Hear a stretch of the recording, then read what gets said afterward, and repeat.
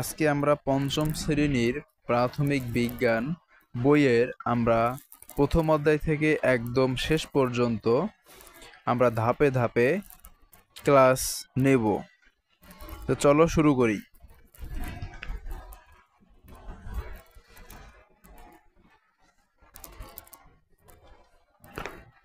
এখানে প্রথমেই দেওয়া আছে সূচিপত্র, এখানে দেওয়া আছে অধ্যায়, এখানে দেওয়া আছে বিষয়বস্তু এবং এখানে দেওয়া আছে পৃষ্ঠা নাম্বার। তা আমরা আজকে প্রথম অধ্যায় পড়ব আমাদের পরিবেশ, পৃষ্ঠা 2 থেকে 8। তো চলো শুরু করি। এখানে বলছে আমাদের পরিবেশ, অধ্যায় 1, জীব ও জড় বস্তুর মধ্যকার সম্পর্ক। তো আমরা এখানে একটু পড়ি কি বলছে, সবাই লক্ষ্য করো। পরিবেশের উপাদানগুলোকে আমরা জীব ও জড় এই দুই ভাগে ভাগ করি। মানুষ, পশু পাখি, গাছপালা এরা হলো জীব। মাটি, পানি, বায়ু, গাড়ি, চেয়ার, টেবিল ইত্যাদি হলো জড়। তাহলে আমরা এখানে চিত্র থেকে আমরা বলতে পারি কোনটা জীব আর কোনটা জড়। এই যে একটা গরু পুকুরে পানি খাচ্ছে, আশেপাশে গাছ, গরু, এই তো হচ্ছে এখানে শাকসবজি, এগুলো হচ্ছে জীব। আর জড় কোনগুলা? এই তো পাশের চিত্রে একটি গাড়ি, একটি রিক্সা চালক রিক্সা চালাচ্ছে, এগুলো হচ্ছে জড় বস্তু। এটা হলো জীব, মানে হচ্ছে এর জীবন আছে, আর এটা হলো জড় বস্তু, এটার কোনো জীবন নেই। জীব কিভাবে জড়ের উপর নির্ভরশীল? বেঁচে থাকার জন্য জীবের যা প্রয়োজন। কি করতে হবে? 1 নাম্বার বলছে নিচে দেখানো ছকের মতো খাতায় একটি ছক তৈরি করো। জীব এখানে বেঁচে থাকার জন্য যে জড়বস্তু প্রয়োজন, মানুষ, অন্যান্য প্রাণী, উদ্ভিদ। 2 নাম্বার বলছে জীবের বেঁচে থাকার জন্য যে সকল জড়বস্তুর প্রয়োজন তার একটি তালিকা তৈরি করি।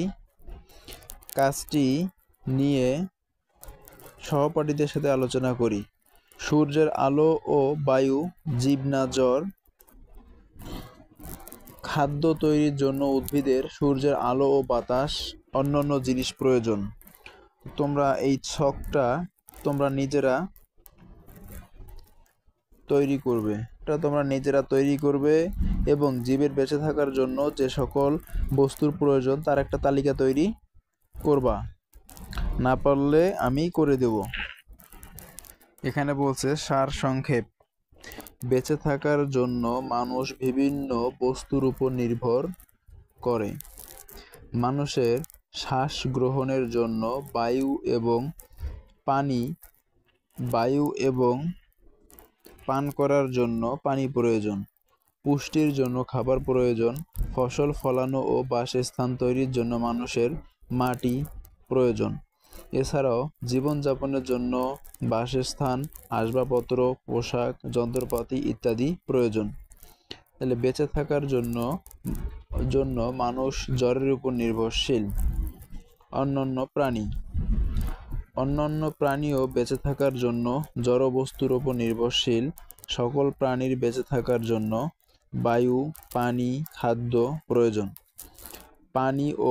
মাটি ও পানি অনেক বীজের বাসস্থান।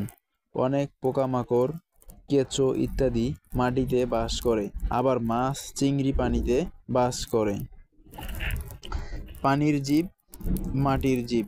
তাহলে পানির জীব হলো মাছ, এই যে হচ্ছে মাছ, তারপরে এগুলো হচ্ছে পানির জীব।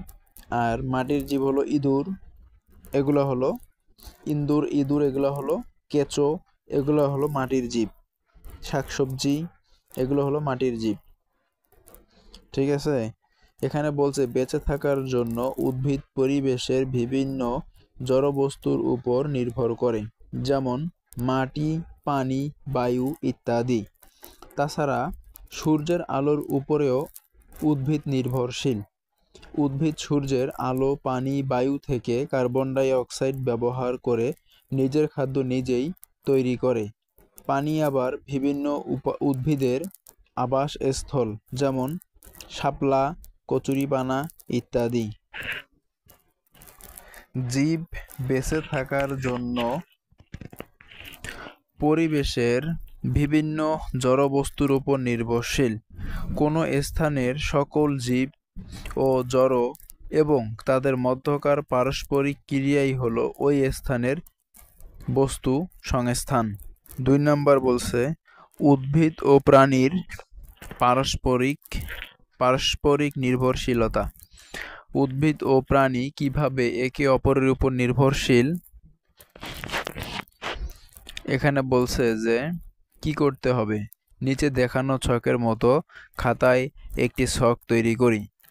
কিভাবে পরস্পর নির্ভরশীল উদ্ভিদ প্রাণী, তো এখানে তোমরা লিখে ফেলবা কিভাবে নির্ভরশীল। 2 নাম্বার, কিভাবে উদ্ভিদ ও প্রাণী পরস্পরের উপর নির্ভরশীল। নিচের ছকটি পর্যবেক্ষণ করে তা একটি তালিকা তৈরি করি। কাজটি নিয়ে সহপাঠীদের সাথে আলোচনা করি। সারসংক্ষেপ, পরিবেশে উদ্ভিদ ও প্রাণী একে অপরের উপর নির্ভরশীল প্রাণী। প্রাণী বিভিন্নভাবে উদ্ভিদের উপর নির্ভরশীল। উদ্ভিদের ত্যাগ করা অক্সিজেন প্রাণী শ্বাস গ্রহণের সময় ব্যবহার করে উদ্ভিদের বিভিন্ন অংশ যেমন কাণ্ড, শাখা ও ফলমূল প্রাণী খাদ্য হিসাবে গ্রহণ করে। উদ্ভিদ আবার অনেক প্রাণীর আবাসস্থল। বানর, কাঠবিড়ালি, পোকামাকড় ইত্যাদি গাছে বাস করে। পাখি গাছের ডালে বাসা বাঁধে। মানুষও তার বাসস্থান তৈরিতে উদ্ভিদ ব্যবহার করে। উদ্ভিদ তার খাদ্য তৈরি, বৃদ্ধি, পরাগায়ন ও বীজের বিস্তরণের জন্য প্রাণীর উপর নির্ভরশীল। উদ্ভিদ খাদ্য তৈরির জন্য প্রাণীর ত্যাগ করা কার্বন ডাই অক্সাইড ব্যবহার করে। পুষ্টি উপাদানের জন্য উদ্ভিদ প্রাণীর উপর নির্ভরশীল। প্রাণীর মৃতদেহ পচে প্রাকৃতিক সারে পরিণত হয়। এই সার পুষ্টি হিসাবে ব্যবহার করে উদ্ভিদ বেড়ে ওঠে। পরাগায়নের ফলে উদ্ভিদের বীজ সৃষ্টি হয়। এই বীজ থেকে আবার নতুন উদ্ভিদ জন্মায়। বিভিন্ন প্রাণী যেমন পাখি, মৌমাছি ইত্যাদি এই পরাগায়নের সাহায্য করে। মাতৃ উদ্ভিদ থেকে বিভিন্ন স্থানে বীজের ছড়িয়ে পড়াই হলো বীজের বিস্তরণ। বীজের বিস্তরণ নতুন নতুন উদ্ভিদ আবাস গড়ে তুলতে সাহায্য করে। এভাবেই পরিবেশে উদ্ভিদ ও প্রাণী একে অপরের উপর নির্ভরশীল। এখানে নিচে দেখা যাচ্ছে যে এটা গাছ থেকে অক্সিজেন গ্রহণ করতেছে গরু, এবং সে গ্রহণ করে কার্বন ডাই অক্সাইড ত্যাগ করতেছে, এবং গরুটা যেটা পায়খানা করতেছে, গোবর বলি আমরা, সেটা আবার সারে পরিণত হচ্ছে। বেঁচে থাকার জন্য জীবের শক্তি প্রয়োজন। উদ্ভিদ সূর্য থেকে শক্তি পায়, আর প্রাণী শক্তি পায় খাদ্য থেকে। প্রাণী কিভাবে শক্তির জন্য অন্য জীবের উপর নির্ভরশীল। খাদ্য এবং খাদক। কি করতে হবে, নিচে দেখানো ছকের মতো খাতায় একটি ছক তৈরি করি।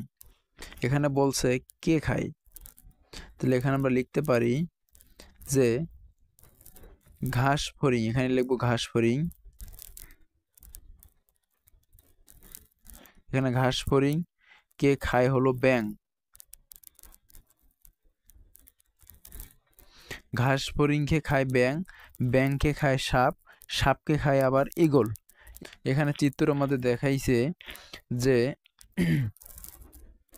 এই ঘাস ফড়িং, এই যে ঘাস ফড়িং এটাকে খায় হলো ব্যাঙ, এই ব্যাঙকে খায় সাপ, এই সাপকে খায় আবার ঈগল। ঠিক আছে। সারসংক্ষেপ, খাদ্য শৃঙ্খল। সকল প্রাণীই শক্তির জন্য প্রত্যক্ষ বা পরোক্ষভাবে উদ্ভিদের উপর নির্ভরশীল।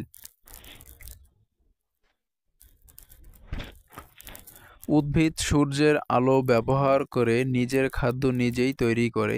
পোকামাকড় উদ্ভিদ খেয়ে বেঁচে থাকে। আবার ব্যাঙ পোকামাকড়কে খাদ্য হিসাবে গ্রহণ করে। একইভাবে সাপ, ব্যাঙ এবং ঈগল সাপ খায়। এভাবেই শক্তি উদ্ভিদ থেকে প্রাণীতে প্রবাহিত হয়। বস্তু সংস্থানের উদ্ভিদ থেকে প্রাণীতে শক্তি প্রবাহের এই ধারাবাহিক প্রক্রিয়াই হলো খাদ্য শৃঙ্খল। সবুজ উদ্ভিদ থেকেই প্রতিটি খাদ্য শৃঙ্খলের শুরু। এখানে দেখা যাচ্ছে ঘাস, এই ঘাসই হলো ঘাসফড়িং, এই ঘাসফড়িংকে খায় হলো ব্যাঙ, এই ব্যাঙটাকে খাবে হলো সাপ, সাপটাকে খাবে হলো ঈগল। এভাবেই আমাদের চলতে থাকবে। খাদ্যজাল, যে কোনো বস্তু সংস্থানে অনেকগুলো খাদ্য শৃঙ্খল থাকে। বস্তু সংস্থানের সকল উদ্ভিদ ও প্রাণী কোনো না কোনো খাদ্য শৃঙ্খলের অন্তর্ভুক্ত। যেমন ঈগল, সাপ, ইঁদুর, কাঠবিড়ালি, ব্যাঙ ও অন্যান্য প্রাণী খেয়ে থাকে। আবার সাপ, খরগোশ, ইঁদুর, ব্যাঙ ও অন্যান্য প্রাণী খায়। একাধিক খাদ্য শৃঙ্খল একত্রিত হয়ে খাদ্য জাল তৈরি করে। তাহলে সবাই এই যে এখানে যে খাদ্য জালটা দেওয়া আছে, এই খাদ্য জালটা একটু মনে রাখতে হবে, ঠিক আছে? এখন এখানে বলছে অনুশীলনী, সঠিক উত্তরটি টিক চিহ্ন দাও। শক্তির মূল উৎস কোনটি? শক্তির মূল উৎস আমরা জানি সূর্য। কোনটির জন্য প্রাণী উদ্ভিদের উপর নির্ভরশীল? কোনটির জন্য প্রাণী উদ্ভিদের উপর নির্ভরশীল? খাদ্য। নিচের কোনটি সঠিক খাদ্য শৃঙ্খল? তাহলে ঘাসফড়িং, ব্যাঙ, সাপ, এটা হলো সঠিক।